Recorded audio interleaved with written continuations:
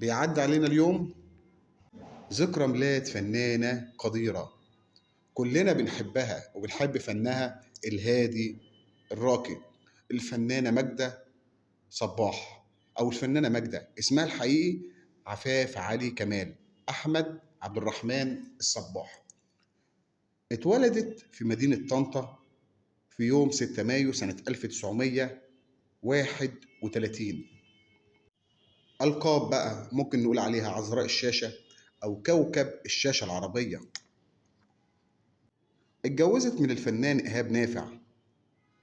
لو هنتكلم عن أعمالها، نسيت إني أميرة، عندما يتكلم الصمت، نوال، الطبيب النفسي، حدوتة مصرية، العمر لحظة، الجلس الناعم، النداية، من أجل حبي، الذهب، الجميلة، شط الأسرار، نهاية الحب، النساء في حياتي، عاشق الليل، الجريمة والعقاب، أين عمري، بنات اليوم، أرضنا الخضراء.